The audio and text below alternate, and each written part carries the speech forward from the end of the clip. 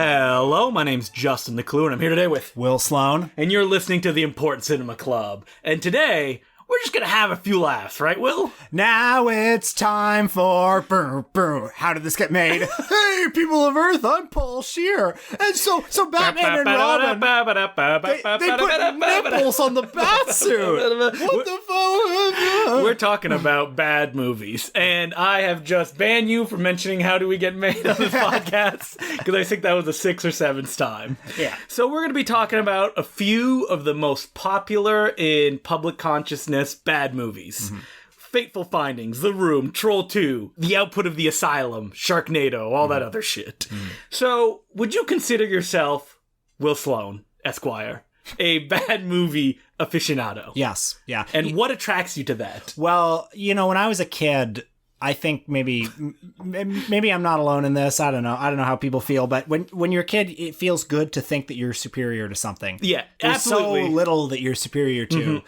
So I'm saying to you here with shame in my heart that when I was a kid, I would watch the Godzilla movies to laugh at the special effects. Oh my God. And then I had an epiphany when I went to see the movie Godzilla 2000 in a theater. A packed theater. A packed theater, which was one of the greatest movie-going experiences of my life, when I realized, it's the year 2000. There's a man in a rubber suit. They get it. Yeah, they understand what they're making. This is a different aesthetic. Well, that's the fine line between laughing at bad movies, right? Which is that when you usually approach it as a viewer, you go, they don't know what they're doing. It's bad. That's why I'm laughing at it. And you'll see on YouTube now has proliferated a culture of 19 things that are wrong with Troll 2. Yeah, terrible. It's like, come on, what are you doing? I think personally, I never really watched movies to laugh at them consciously with my friends. We never did bad movie nights or anything like that. Maybe because I just wasn't aware of it. I had not experienced it on any kind of forum or seen somebody else do it. Mr. Science Theater 3000, as we discussed in a previous episode, was not part of my life at all when I was a teenager. But when you're going around in the young internet as a teen, like we were, you would run onto websites like badmovies.org or Stomp Tokyo or Cold Fusion Video. These were the websites. And they mostly trafficked in haha, these films are bad. I kind of date back the modern bad movie fandom to the Golden Turkey Awards and the Medved brothers, where they were the ones who famously crowned Plan 9 from Outer Space the worst movie of all time. And I think they were involved in some way with this movie called It Came from Hollywood, which was kind of a That's Entertainment for bad movies, where it had John Candy and Dan Aykroyd introducing clips from... Yeah, I mean, back in the day, there's the famous TV special where John Belushi introduces Godzilla versus Megalon in the Godzilla suit. Oh, you mean the brother of Jim Belushi? That's right. The Belushi himself, Jim Belushi. What's interesting about, the Golden Turkeys is that they came from a place of pure exploitation even then. The Medved brothers wrote that book on a lark, and when they saw that it was profitable, they actually toured with those movies just to laugh at them. Well, I happen to know that their first book, The 50 Worst Films of All Time, I was reading Michael Medved's autobiography, which is called Right Turns, because he's a right-wing... Wait, he actually has an autobiography? It came out in 2005, I want to say. That's insane. I flipped through it at the library once, and he was saying that the 50 worst films of all time, most of the movies they watched for that book were just stuff that was on late night TV because they had a deadline to make. So there are all these movies in there that you've never heard of because they're just not interesting. And you just have to look at his political views to see that he's a garbage person. Well, the Golden Turkey Awards and the 50 Worst Films of All Time are very kind of conservative, reactionary books where, in the 50 Worst Films of All Time, in the intro, it says something like, of course, no book about bad movies would be complete without a Japanese monster movie, a martial arts movie, So it's separating Western. them in these are the bad genres. So recently, though, we've seen a proliferation of bad movies that have become iconic bad movies. And just to touch on one very briefly, it's Fateful Findings, Neil Breen's directorial opus. Who is Neil Breen? He's a lawyer from Las Vegas. Or isn't he involved in real estate in some Something way? like that, yeah. Which seems unbelievable when you actually read his writing or watch his films. Well, the point is he is one of a long line of vanity filmmakers who... I guess have enough money to fund a movie that is just an excuse for them to make out with younger Craigslist actresses. And Fateful Findings is a really good example of what makes a bad movie successful on a wide scale, which is it seems that there's someone oblivious to what they're making. Mm-hmm. Like Neil Breen seems to have no idea what film he made with Fateful Findings, which is about Neil Breen as a psychic / hacker. Yeah.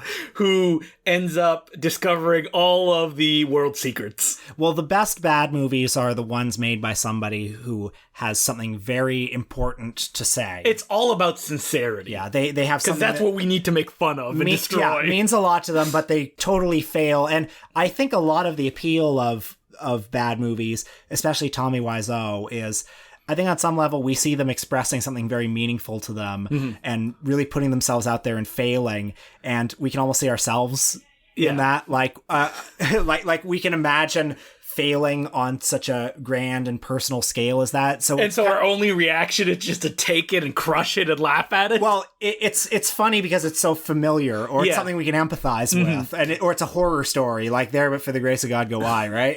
I mean, but Fateful Finding, while it is a sincere, personal message, that message is, I am the greatest man on the planet, and I'm the only one who can save you. Well, what's funny about Neil Breen, and I've seen 3 of his films now, including the recent Pass Through, which is almost a triumph of the will, like... Pass Through has a long scene of him hijacking CNN, basically, and doing like a 10-minute Great Dictator-style monologue to the camera. It also ends with him killing 1/3 of the world's population. Well... Neil Breen is somebody who has very strong opinions about the world, but they're vague opinions. He doesn't really know the specifics.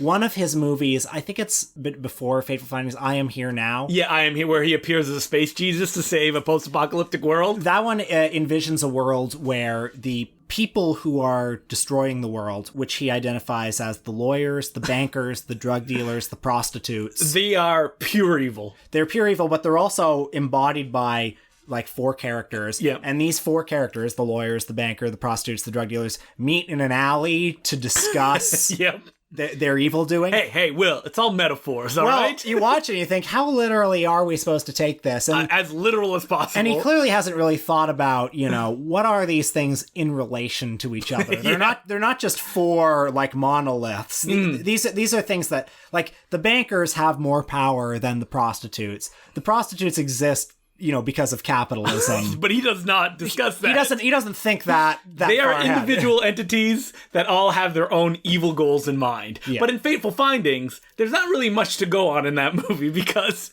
he mostly just types away at his computer, working on a book while stuff happens around him. One of the most famous motifs of Fateful Findings is that he has like 5 laptops around him, and he's always getting angry and like knocking them off the table. Yeah, that's true. Or, Fateful Findings, not quite nudity. You see the side of his ass. Yeah, that's right. Like he's a lot of side boob. Yeah, his politics are hard to pin down because in some ways he seems a bit of a brocialist, but in other ways he's very reactionary and prudish. He doesn't. There's not a lot of female nudity in his films. I think because he looks down on that sort of thing. But he also very leeringly shoots women and gives himself many opportunities to kiss and fondle them. That's right. On camera. And like any great vanity project, he's a bit horrifying to look at. Yeah. For extended periods of time. But he loves to be in like tank tops and shit like that to take his shirt off. To show off his kind of naughty middle-aged body. I find him a more unpleasant person to spend time with in film than Tommy Wiseau. Yeah. Fateful Findings ends with Neil Breen on the steps of Congress. In front of a green screen. Yes. His films have a very digital aesthetic. It's really about the now. Yeah. In fact, his next one, Pass Through, I swear 30% of it is shot with a drone camera. Oh, but man, he got his money's worth out of that drone camera because you're going to sit there and you're just going to watch it. But Fateful Findings ends with him in front of Congress, like delivering the vaguest speech in the world about government secrets. And it cuts to this montage of just senators shooting themselves and jumping out windows. I think that makes Fateful Findings. I think if that sequence was not in that movie, it wouldn't have popped the way that it does. Well, it comes at the end, which is important. Yeah. A bad movie has to pop at the end. Yeah, that's right. And leave you coming out humming the songs, as it were.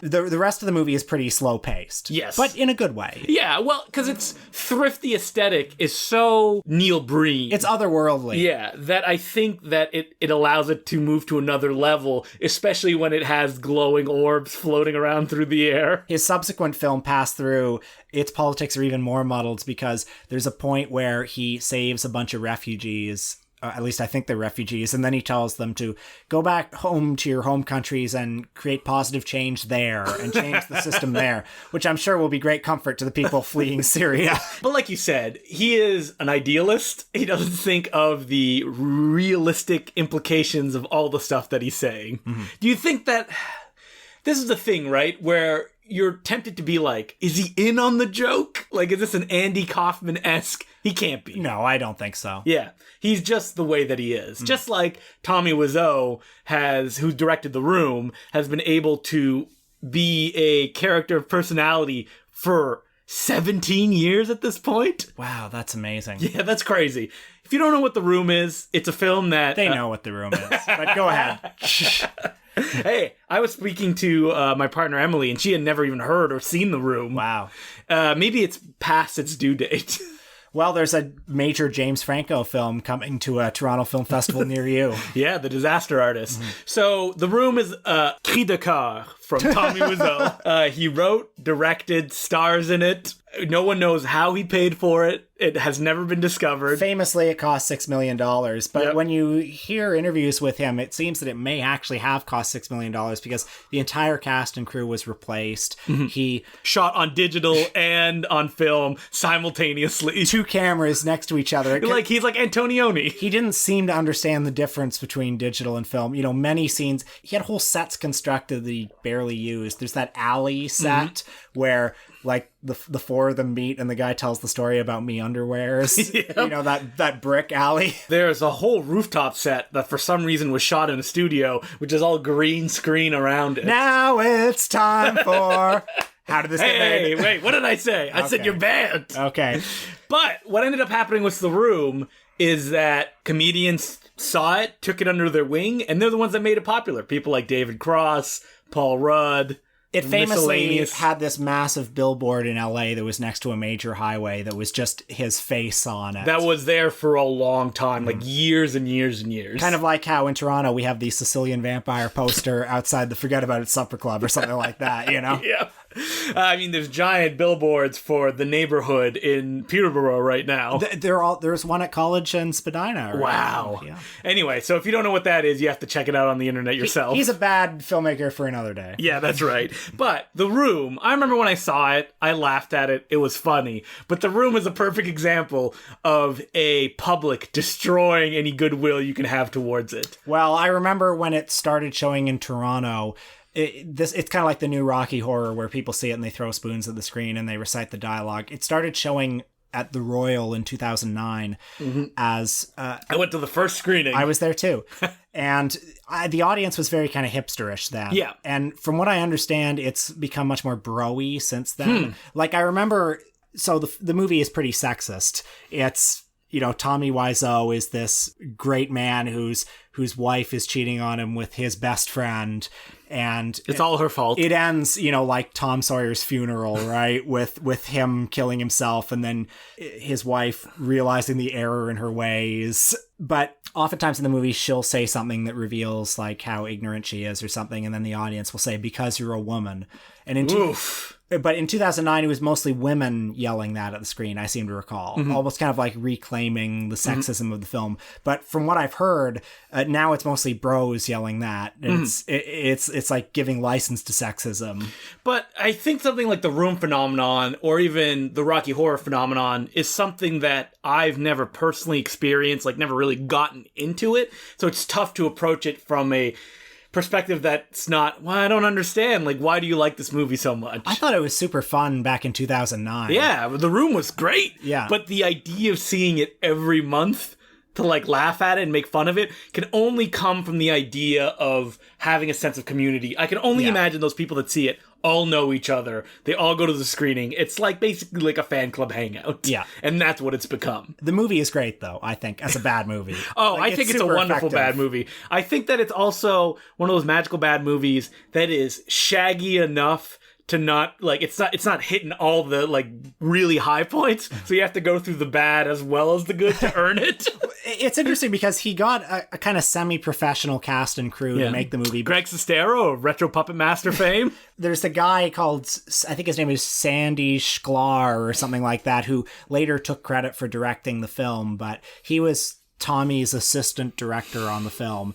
And if the movie is competent, it's basically because of him. Mm-hmm. Played by Seth Rogen in the new Disaster Artist movie. Like, the movie kind of looks like a Cinemax movie, but it has this ridiculous man in the middle of it. Based on accounts of the production of the film I read, it was like this Sandy Sklar guy was doing everything he could to try to, like, put some order out of this chaos. And Tommy later made this 6-episode sitcom, The Neighbors. Yeah, and you can see that the missing piece to that. Yes. It's brutal. Like, it's not fun to watch. I've seen all 6 episodes of it. Oh my God. Tommy Wiseau is just a subject of fascination to me. And that 6-episode show, The Neighbors, it's just interesting as just another portal into his mind. But I wonder, like, what is Tommy Wiseau's life now, right? Because it is defined by The Room. That's what it is. Is he still selling arms across state lines? Or? I wonder. Well, The Disaster Artist, the book by Greg Sestero, which is a very enjoyable book, you kind of come away from that book thinking that this is the best possible thing that could have happened to Tommy, because he has no talent, but he craved recognition, and he was so upset that he got to be, 50 years old or however old he was and had not got it. In fact, the book kind of implies that the movie is this coded statement about how jealous he was about Greg Sestero being a more successful actor than him. Yeah, and Greg Sestero, his co-star in The Room, would go on to just hit the circuit with Tommy Wiseau, going to all the screenings, all the conventions. And not to brag, but I've spent a little time with Tommy Wiseau myself. Oh, did you? Yeah, it was 2011, and he was in Toronto, and I interviewed him, but the day before, I got invited to this weird, like, thing at a pub across the street from the Royal where it was 7 or 8 bloggers, Tommy and Greg Sestero, and it was just the weirdest gathering. Like, how do you talk to Tommy Wiseau? And I remember I was there with my girlfriend at the time, and Tommy kept saying, beautiful girl, beautiful girl. It's like, I mean, the dynamic between both of them is so weird. Well, so we were sitting at this table, and we were talking to Greg Sestero, and he said, have you guys seen Homeless in America? Which was the documentary he made after The Room. And I said, no, how is it? And Greg Sestero went, it's just the most generic homeless documentary ever made. Right in front of him. Yeah. But, like, Tommy seems to have, like, a weird shield in front of him, right? If you read any of his interviews, it's always the same answers over and over again. Well, when I interviewed him, my strategy was to interview him as if he were an actual filmmaker. So I asked him a lot of questions about... There's so much stuff in The Room. There's cancer. There's there's drugs. There's this, that. How did you balance that? I asked him a lot of questions like that. And how were his responses? He was so grateful. He kept over and over saying, like, thank you, at least somebody has an open mind. Or, you seem like a very smart guy. This is one of the best interview I ever have in Canada. Wow. Yeah, so, Tommy Wiseau... So really, what he's waiting for is to be treated as an equal, as opposed to a figure of ridicule. Yeah. Which most interviews you read is like, how did you make this movie? Like... I was very respectful to him. It was so weird to talk to him, though, because for a while you can't comprehend that he's... a person exists in actual space. Yeah, like if Ed Wood just the door open and he walked in, he's like, all right, well, let's do some questions. But even more so, because Ed Wood was like a normal human being. Yeah, well, the thing about Tommy Wiseau is he seems to not exist beyond The Room, he's right? A and his personality. Character. How can this man exist in the world? I remember he had 2 belts, one around his waist and one that went under his ass. But even like a book like The Disaster Artist never seems to penetrate that question or figure out, like, why is he the way that he is? It can only document... what happens. I think he genuinely rationalizes it to himself, and he's happy to get the attention. When we were at this thing at the pub, as it was breaking up, he started going around to the pub and just taking pictures with everybody there. He just loves it. And everyone knew who he was. Yeah. And in fact, I remember he would start going up to people who didn't even realize he was there, and they would look at him and they'd be like, oh my God. And wow. They wouldn't realize they were in the middle of a picture with him.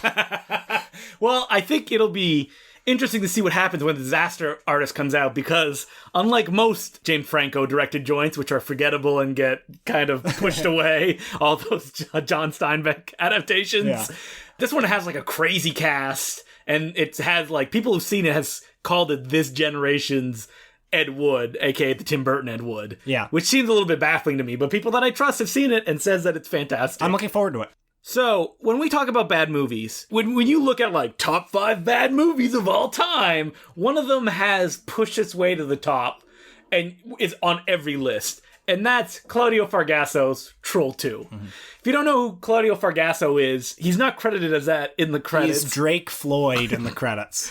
He was a filmmaker in Italy that worked with some of the greats, Lucio Fulci, Bruno Mattei. Oh, all the greats. But he was in the industry in Italy. As opposed to Neil Breen and Tommy Wiseau, he was not an outsider. He was within the system. And Troll 2 was just another one of those movies that they made on that assembly line. It has a distinction of that they came to America to make it and cast a bunch of actors from the local small town that they were shooting in. But for all other intents and purposes, it is just an Italian film. And that's part of the appeal of it. It's that this kind of weird lost in translation, mid-Atlantic quality. Like this zombified. Yeah, like the auto-translated script that actors are then forced to read out. Yes. And I don't know why specifically Troll 2 is the one that popped when it came to these Italian films. It's got enough great funny moments in it, like when he says, he's eating her, and he's gonna eat me. Oh my God! Or you don't piss on hospitality. That's a good one. And the trolls look funny. Yeah, they look shitty. If you see a picture of them with their paper mache faces, that's all you need. The scenes where people have turned into trees and they've got green goo on them, those are good. But the thing about Troll 2, and it's something that's lost when you become a bad movie aficionado, where you're is that it's competent. In the way that it's filmed and the way it's shot. And the thing that Claudio Fargaso, he wants to entertain you. Well, a lot of the appeal of this movie comes from people who aren't that familiar with Italian exploitation films. I was watching this movie this morning for the first time in a long time, and it was just oh yeah, this is the same tone that you always have, the same style, a little worse than normal, frankly. And I mean, the costumes look like shit, but even the makeup on the guy who's in the potted plant is really gross. Oh, hey, you know who designed the costumes? Who? This is a bit of a deep cut for you true fans out there. Laura Gemser, who played Black Emanuel in all of Joe D'Amato's Black Emanuel series. Well, Claudio Fargaso was involved with Joe D'Amato, and Joe D'Amato actually came to America with the same production company and shot a bunch of films like Troll 2, including one called, I believe it's Contamination 7? Troll 2 is produced by Joe D'Amato. Exactly, under his pseudonym David Hills. And I think there's a really important distinction between the films of Joe D'Amato, who was a famous Italian filmmaker who just made trash to make money, and Claudio Fargaso's work. Because Joe D'Amato, Contamination 7, was also shot in America with some American actors. Nobody talks about it because it fucking sucks. It's super boring. While Troll 2 is entertaining. It is. It's got a lot of funny moments. Troll 2, of the big bad movies of recent years, it's one of my last favorite. I think because it is just a little bit more competent, and it's a little soulless. Well, yeah, it's an exploitation film. It doesn't have the personality of a Neil Breen or a Tommy Wiseau. Yeah. Or a movie like Birdemic, which is made by this weird Asian American software developer from the West Coast. That's a movie where it's him trying to show what courtship looks like in a film. These two people dating, and it's, absolutely horrifying. It's just a glimpse into James Nguyen's mind. Yeah, and I think how do humans interact? Well, Troll 2 doesn't have that, but it also has the comforting feeling of, this looks like a movie, and I know what movies look like, but it's bad, so I can make fun of it. Yeah, it's a very easy bad movie. Exactly, yes. But a fun one. If you haven't seen it, check out Troll 2. You do not need to see Troll 1. Oh, here's a word about Birdemic. The Blur tried to make it into the new room, and I remember they got James Nguyen to come up to Toronto to see it. Did you see it there? No, I did not see it there. I had seen it at the Fantasia Film Festival, and I went, once is enough. Yeah, it's pretty bad.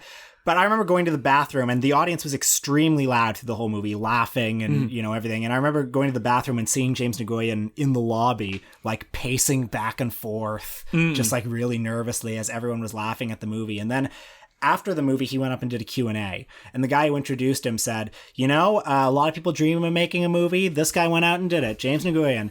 And he was up on stage and he said something like, I know the movie has its imperfections and some of the special effects are not quite great, but I think the reason it's become successful is because fundamentally it tells a good story and it has a really important message. And what was so weird was the audience didn't laugh. Like they didn't like that because there's a level of sincerity right in front of them. Like the audience was so loud and contemptuous through the whole film, but during the Q&A it was weird. And I remember one person asked a snarky question.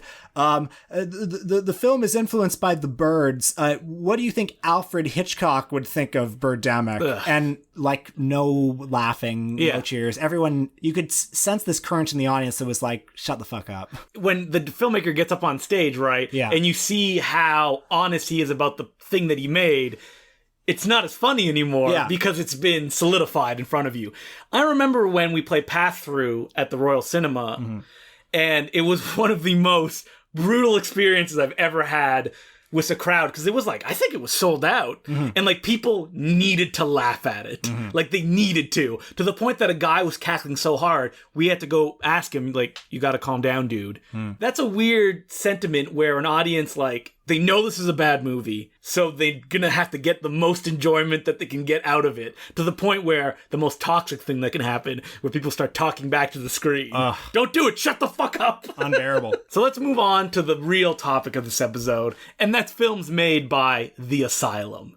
The Asylum is weird because for a long time they were just known as the people that would trick folks renting at Blockbusters out of their hard-earned cash. The first time I became aware of them was they had a movie called Snakes on a Train, which hit video store shelves about a month before Snakes on a Plane did. My friend, Christian, was tricked into getting their version of War of the Worlds. Oh. And he was like, wait a minute. It was called H.G. Wells' War of the Worlds. That's right. That was the official title. And at the time, he said he was watching and going, man, Steven Spielberg's really let himself go. Whoa, nudity. I don't think this is a Spielberg production. And there was another one called Transmorphers. Yeah. And they always have people in the cast like C. Thomas Howell or Tracy Lords, And they've gone on record saying that they make mockbusters, but they're not trying to rip stuff off. They're just trying to, get in the market and make themselves available. Well, the films don't bear much resemblance to the films they're ripping off. No, they don't. So, like, even though that they've been sued twice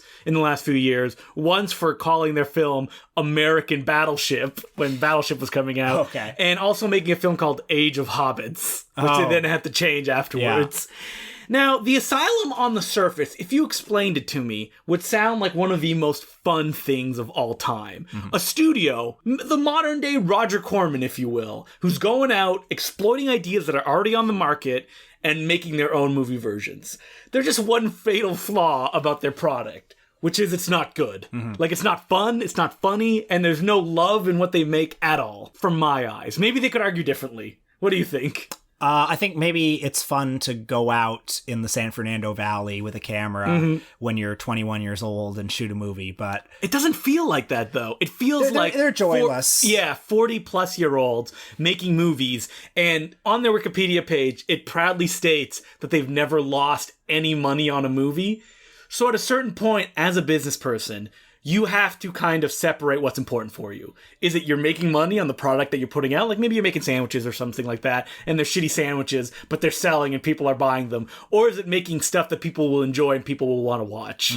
So you got to weigh those two things, right? Well, I think probably they pre-sell a lot of these movies to foreign rights and streaming, and so they already know the amount of money they're going to make. But then why not just try to make a movie that's fun? Yeah, I don't know. Yeah, that's the thing that's the most confusing about it. If you look at their credits about their films, it's because they work with the same people over and over again, and I think the producers in charge are very specific about what they want, and they know what's going to sell in China, or what's going to sell in, like, I don't know, a mom and pop store in America.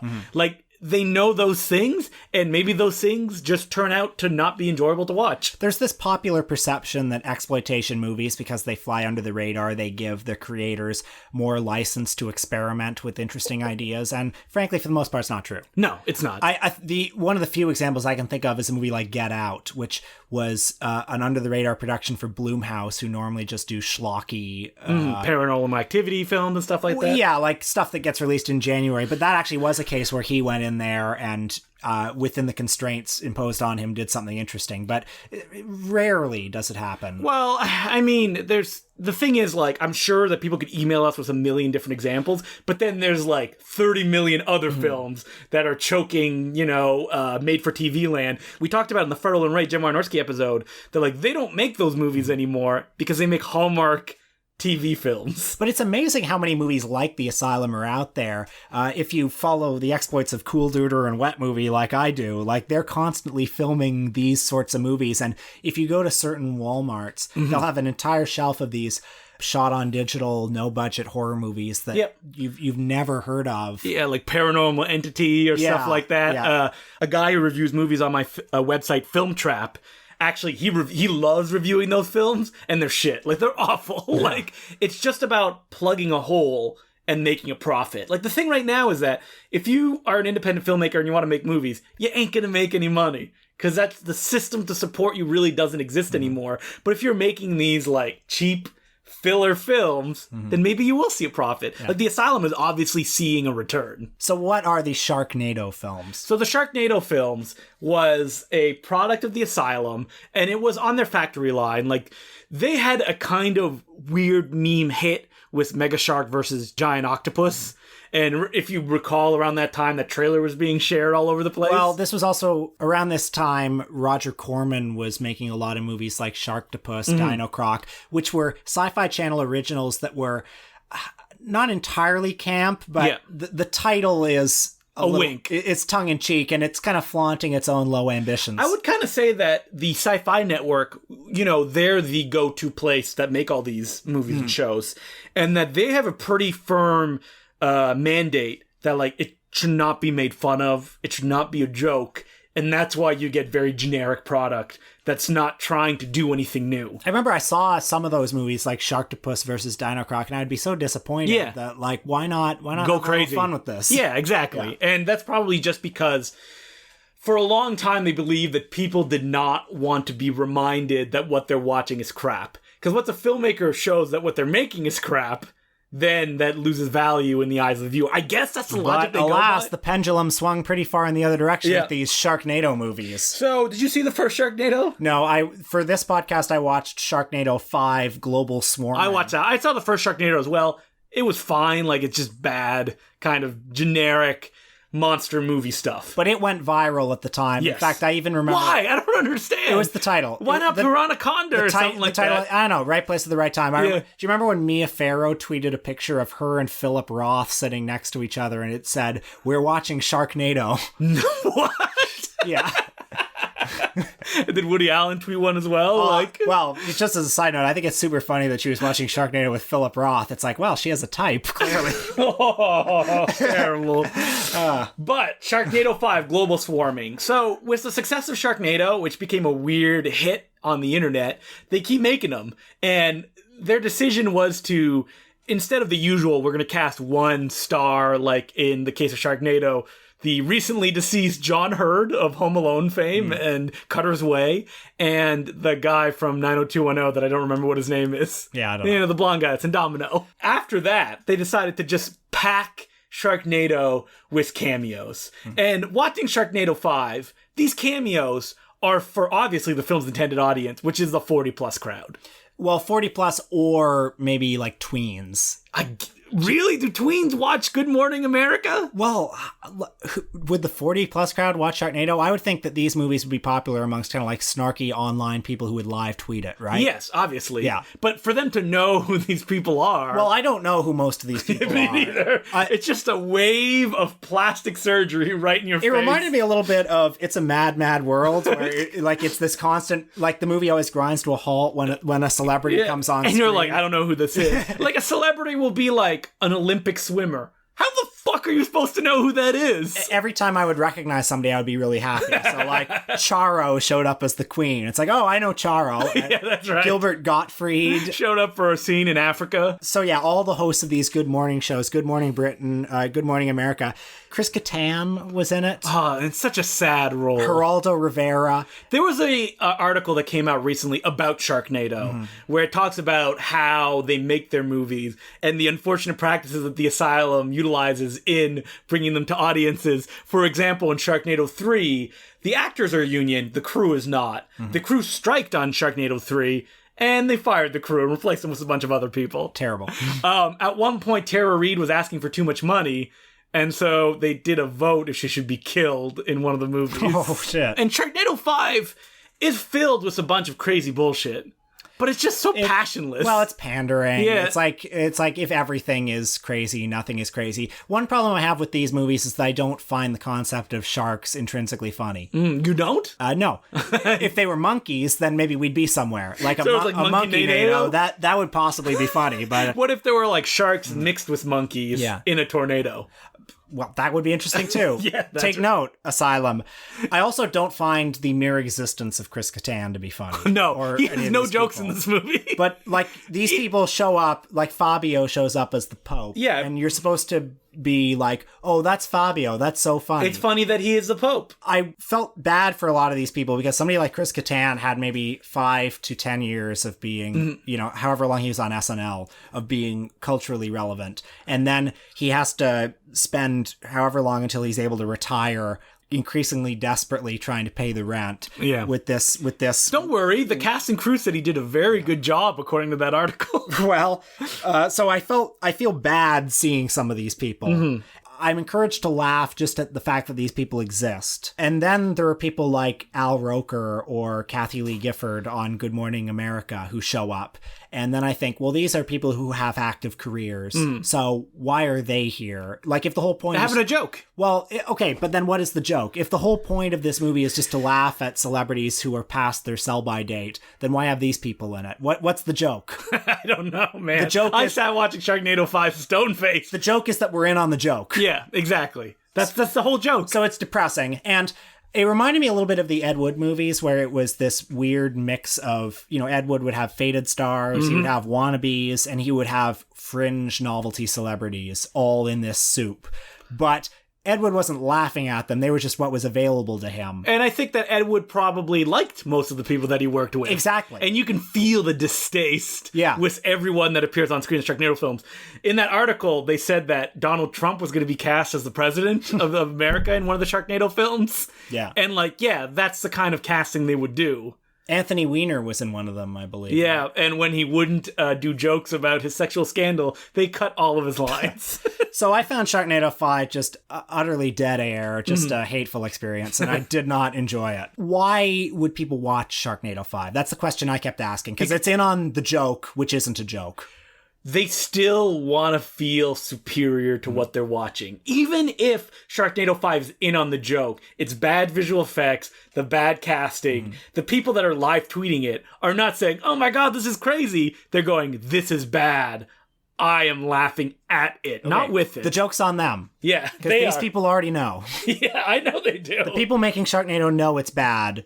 I know. The whole point is that it's bad. It doesn't matter. If you could fool yourself of something. Well, I think it's depressing that it's just such a lack of imagination to be like, okay, this is the officially culturally designated bad movie. Yeah. So I'll fall into line and make fun of this. Yeah. Whereas, whatever's in the multiplex is obviously good.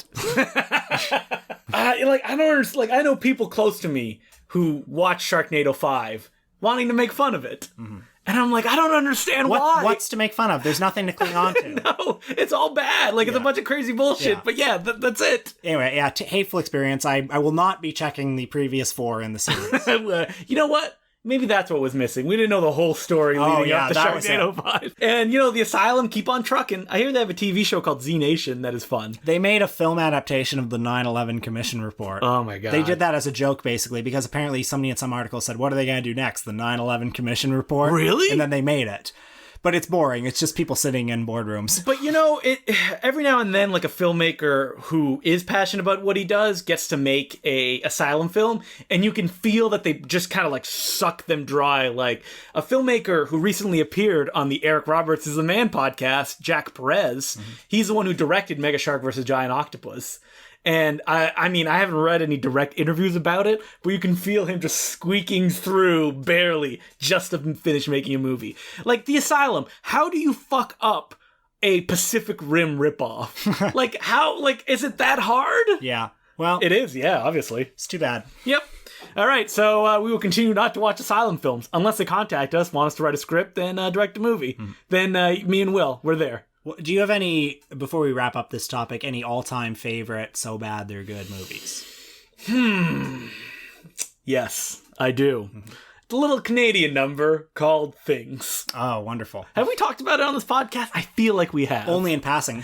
It's a directorial work by star writer Barry J. Gillis and another director that I can't remember his name right now. But it's a Canadian curio that personally for me, a bad movie, the most important part of it is that it has to come from another dimension. Like people that don't really understand how films are made, but are trying to bring their vision of it to the screen, and Things fills that hole perfectly. It is shot by a little person, all from low angles, drenched in red and blue lighting that looks like it's burning the skin of all the actors on screen, in a tiny Canadian house, and populated only by hosers. It feels less like a movie than a Headspace. Yeah, exactly. And also, it has a big star in it in the form of Amber Lynn, the porn star. Yes, who reads all of her lines looking at cue cards right off screen. And she stays fully clothed because they couldn't afford anything else. And Thing is a movie that I've watched probably a dozen times at this point. And every time I watch it with other people, because why would I watch alone? I don't want to go crazy. I find more to enjoy in it. And thankfully, it is actually available on DVD through Intervision. So pick it up if you haven't seen it. And just be ready for what it is. A punishing yet pure experience. I'm going to mention two movies. I think the most perfect bad movie of all time is Ed Wood's Glen or Glenda. Because it's just briefly, it is an artist expressing something very important to himself, and like a lot of bad movies, it blurs the distinction between good and bad, because it's a very short skip from what he's doing in that movie and an experimental film like Flaming Creatures or something. But one that people might not have heard of is If Footmen Tire You, What Will Horses Do? Oh man, that movie's rough. It's 50 minutes long. It was directed by a filmmaker named Ron Ormond, who previously made exploitation movies like Cat Women of the Moon, I think was his. He survived a plane crash and decided to devote the rest of his life to God. So he filmed a sermon of this real fire and brimstone Southern preacher who, the thrust of his sermon is that America is departing from its moral foundation, and because of that, the communists are going to take over. And it cuts back and forth between his wacky sermon and literal interpretations of those horrible acts of the communist takeover. So, he's still an exploitation filmmaker. Oh, baby, you want to see some kid's head get cut off? Well, you're going to see it in this movie. So it's called If Footmen Tire You, What Will Horses Do? It's only 50 minutes long. It's on YouTube, and it delivers. I just want two more notes. One of them is that if you want to see a truly bad movie and you've seen Things and gone, that's fun, I want to laugh, what else do you got, Canada? A little movie called Science Craze. Oh, man. And this is like the bad movie in probably its most aggressive form. You've seen Manos, The Hands of Fate. And you're like, oh, that's the worst film ever. Yeah, you ain't seen like nothing yet. Citizen Kane compared to Science Craze. It's like a Warholian film at times. Yes. And check that one out. And also, if you want to discover bad movies in not the necessarily like, haha, this is funny, I'm laughing at it, check out the output of the label Something Weird. Oh, wonderful. Because they are a DVD label that just love these kind of outsider art. And most of the movies are really bad, but there's always usually something interesting to be found in it. I mean, Will just wrote an article about them recently. On my blog, yeah. Yeah. And if you want more information about them, check them out. They're recently partnered with the American Film Genre Archives to release new Blu-rays of films like The Zodiac Killer. I've seen their first Blu-ray of The Zodiac Killer, and it's great. Or the upcoming Bat Pussy. Bat Pussy. I love Bat Pussy. It's considered the worst porn film ever made. They found this print of an ultra low budget Batman porn parody that was made in the Deep South in the early 70s. And it's mind-boggling. So check that stuff out. Something weird, if you're listening and want to send us stuff, feel free to do so. Yeah. We love free shit. We'll review it. So, as far as letters go, as per usual, you can send us your questions or comments at importantcinemaclubpodcast@gmail.com. We haven't said this in a while. Go and rate and review us on iTunes. Oh, yeah. Come on. Yeah, just do it. I don't even think we've cracked like 20 yet. So get on there. Yeah. Bring us up to 100. Yeah. All you listeners out there. It's not that hard. And this week on our Patreon episode, deep cut, we're talking about Max Fleischer Popeye cartoons. Will brought this topic. It's very personal to him. And we really dig deep into the mythos of everyone's favorite sailor who has a gouged out eye. Popeye. That's $5 a month. You get access to all our archives. We have like 25 episodes at this point of Patreon stuff. And you get a new episode every week. Mm. Also, the contest is still on. I haven't picked names yet. It'll happen next week. So if you want to join now, this is your last opportunity. There's 3 prizes to be won. A copy of a movie that I made, which is a recut of a Japanese superhero TV show with subtitles that are very personal to my own life. A collection of all the zines that I wrote for my screening society, the Laser Blast Film Society. Featuring rare writing by Will Sloan. About perhaps Jackie Chan. Mm-hmm. And finally, a mystery prize, which I can give a little hint of what it contains. One of the pieces is a Batman Forever trading card set. So, go on Patreon, give us $5, you'll be entered in the contest. You can win next week, and if we get 50 Patreon subscribers before the next episode hits, me and Will are going to watch all of Stephen Odenkirk's Some movies. I gave an expiration date of like 2 weeks ago. Nope, I'll give him more time. Okay. And Will just gave me a look of pure death. Yeah. But so I hope we don't hit it. I think that'll be a hallucinatory evening. Do we have any letters this week? Yes, which I said like 10 minutes ago and I completely forgot about. We do have one single letter, and it is from John Stevens. You may remember John Stevens as the man last week who said that he would like us to go deeper into the subjects that we talk about, but he loves the podcast. Well, hey, what was that, like 45 minutes on bad movies? He goes, gentlemen, so the Ernest Dickerson episode, you crushed it. The depth, the insight, the depths. The Chantal Ackerman Appreciation and Cultivation Society of Medford, Ohio, doffs its hat. I think that reads a little bit sarcastic. You know what? I'll take it. The prodigal son returns. May we never hear of him again. I'm glad he's finally acknowledging how wrong he was.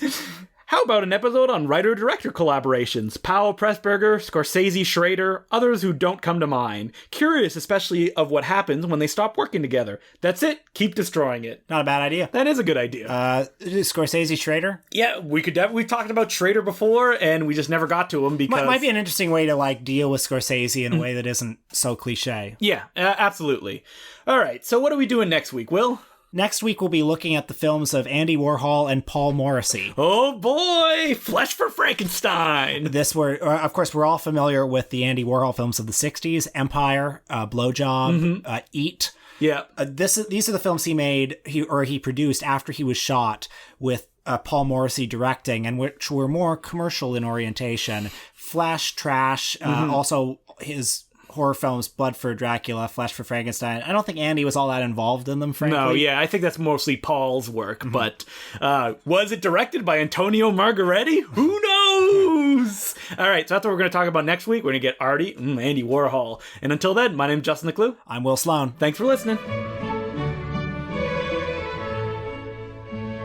Oh, wow, we're back for the end tag of the episode, and we have a special guest. It's Peter Kuplowsky, Midnight Madness programmer of the Toronto International Film Festival. Hi, everybody. Oh, wait, I don't know if I'm allowed to be on the air. Really? I'm glad you haven't forgotten the little people on your rise to the top. Yeah, we were talking about, like, the Disaster Artist, the new Seth Rogen film, and Peter could be, like, shaking hands and patting them on the back. Yeah, could you invite me on stage when you're up there with James Franco? No. Oh, jeez, all right.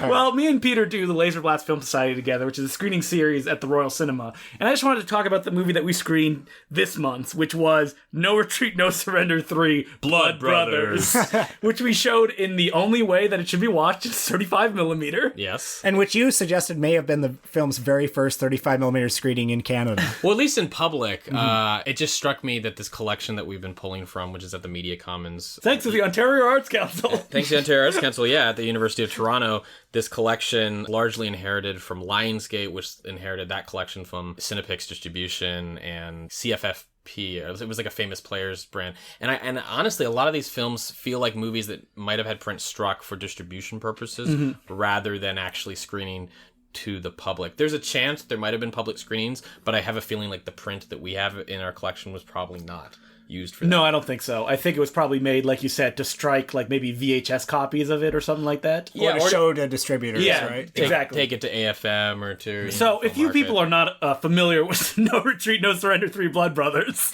it is a film about two brothers played by martial artists Keith Vitale and Lauren Avedon, yeah. Avedon? Star of King of the Kickboxers. That's right. That are not actors. Yeah, no. But they are martial artists.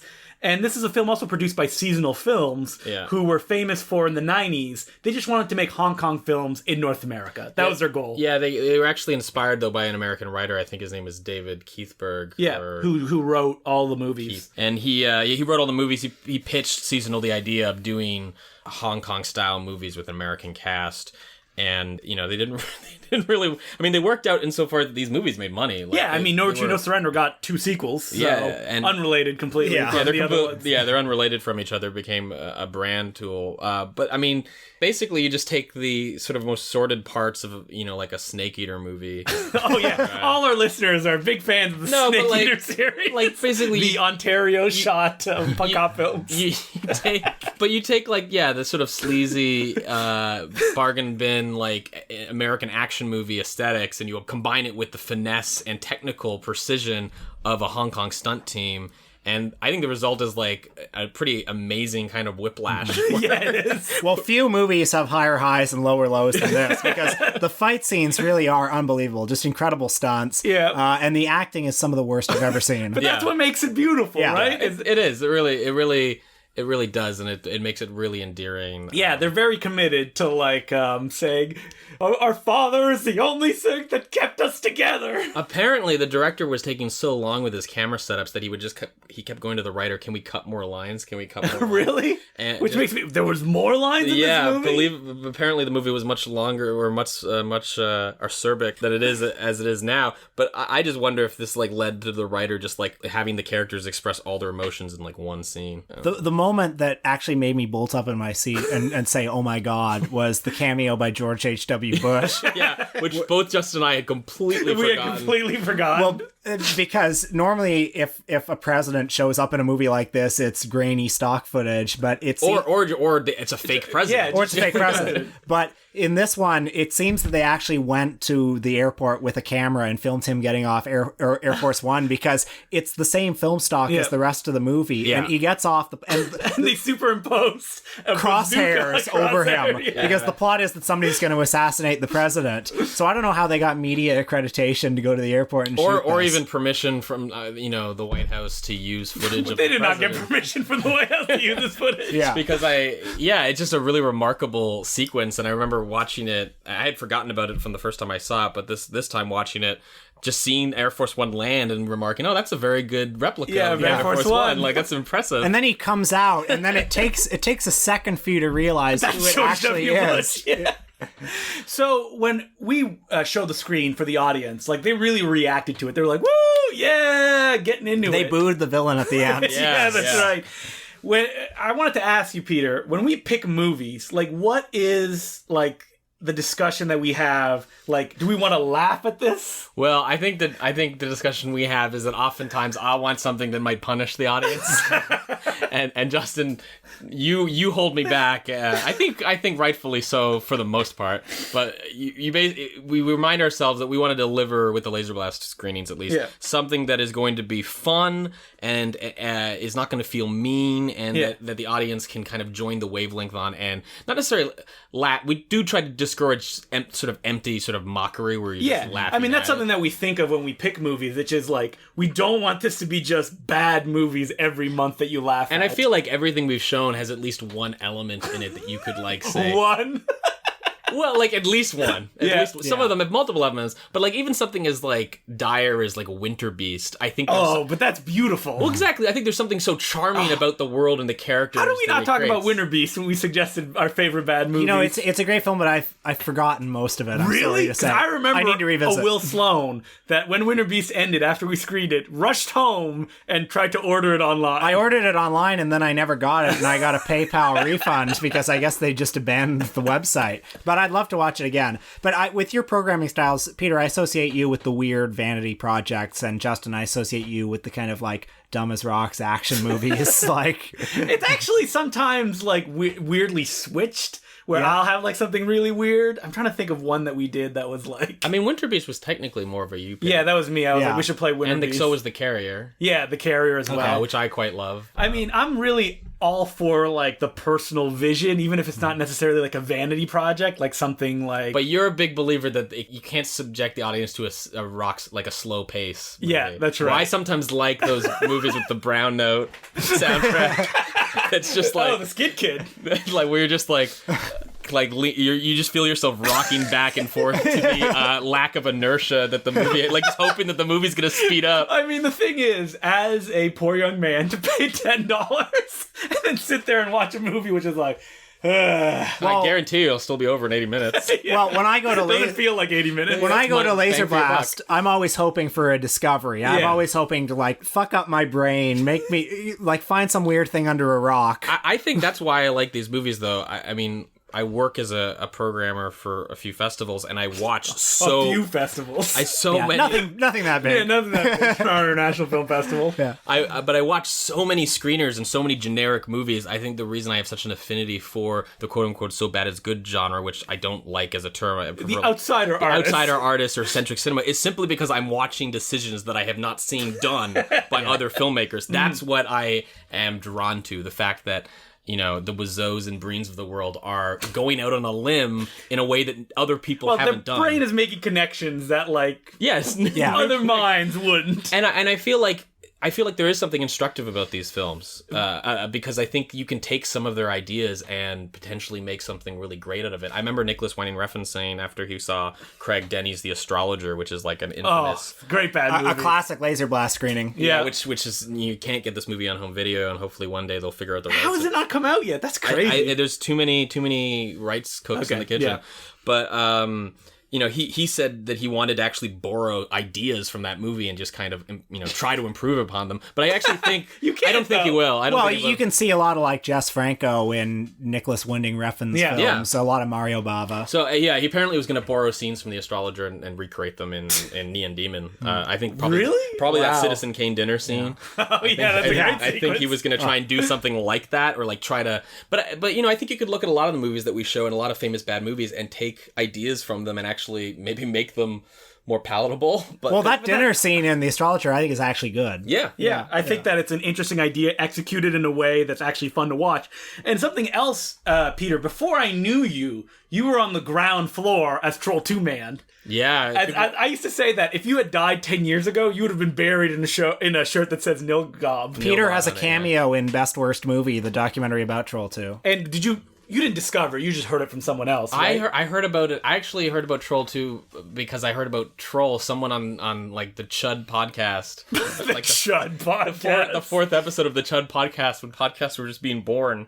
Someone made a remark of one of the best air guitar scenes of all time was Michael Moriarty in the first Troll, which is true. It's one of the greatest air guitar scenes in film history. Michael Moriarty's in the first Troll? Yeah, and I rented Troll just to watch that Ergodar scene, and Troll 2 was on the other side of the DVD, and that's how I discovered Troll 2. Should I watch Troll 1? Because I like Moriarty. He's great. It's a great Michael Moriarty performance. And who else is in it? Julia Louis-Dreyfus is in it. Okay. Yeah. And Sonny Bono is in it. Like, it's a weird... It's a weird... John Carl Buechler, director of the great Ghoulie 3. And Michael Moriarty's name in the movie is Harry Potter Sr. Oh, nice. Nice. And okay, so you saw Troll 2. So wait. So you didn't... It wasn't somebody else, like in Austin, that discovered it? And no, like... Zach Carlson was like kind of the guy that I understand is really bringing like the Troll 2, nostalgia wave back. But I heard it independently and just became a fan. Then it was going on IMDb in the message board, RVP, and just seeing other people talk about it. So did you organize a screening in Toronto? Yeah, I contacted... I basically noticed that Michael Paul Stevenson was being active on the IMDb message boards. Yeah. So I contacted him and then contacted... the dad that's in the movie? Yeah. Because I was at that screening. George Hardy. Yeah. I contacted George Hardy, and then they said, hey, you know what? We're literally traveling around the country right now, going to different screenings, and so we put on a Troll 2 screening in Toronto. At the Bloor Cinema, baby. Cinema, and I think we had like 300 people show up for it. It was packed, wasn't it? That's where Colin Geddes, who used to do Midnight Madness, he told me that like the year after that, he just referred to me as the T2 kid. Yeah, in the footage, you're like, people are in the lobby and you're like making them go through. And so I remember there's also a scene in the movie where you say, the thing I like about Troll 2 is it's so sincere. Yeah. Oh, really? Oh, I didn't even know. Yeah, you hear your voice at one point. Oh, cool. So you started this Troll 2 experience in Toronto. When did it sour for you when you went, that's it? I remember watching Best Worst Movie, I think at Hot Docs, and they were following it with a screening of Troll 2 afterwards. And Best Worst Movie, I think it's a really terrific, wonderful documentary. Troll 2 started, and immediately, like, people were preemptively laughing about certain gags, or just like repeating the gags out, like saying it, and I just started going, I'm not enjoying this so much. Like, I think the movie is actually genuinely kind of wonderful. My friend Eastern once described it as it's like a Treehouse of Horror episode. like it has that same kind of like surrealness and weirdness, and there's such a strong family unit in the film. Like, it feels like a great Lost Simpsons Treehouse of Horror episode, and I just didn't need other people to try and make it funnier. Like, the movie is funny, and that's been my that's my problem with the Room audience. I just feel like they're not making the movie funnier in the way that I feel like the Rocky Horror Call and Response is. There's more of a contract between movie and film there. It feels more like you're having sort of a camp enhancement of the film, where the Room has always felt a little cynical to me. So the bad movie is dead, is what Peter's trying to say. Dr. Frankenstein looks at his monster. I don't think it's dead. I think now we got to look deeper. Like, and the thing is, you got to be on the ground floor. Every time people think they found the ultimate one, there's always something new. Yeah. Like, you just start. Well, oftentimes I go to Laser Blast and I feel genuinely grateful that like you found something. Sometimes it's stuff that we found on our own, and sometimes it's stuff that we found through other people in different film communities. But it's good to know that there are untapped veins still out there, and that's why I love watching movies, because I feel like there's always surprises. Well, except when you're programming, right? You're like, ugh. I'm not a fan of movies, frankly. I think too many of them are bad. Yeah.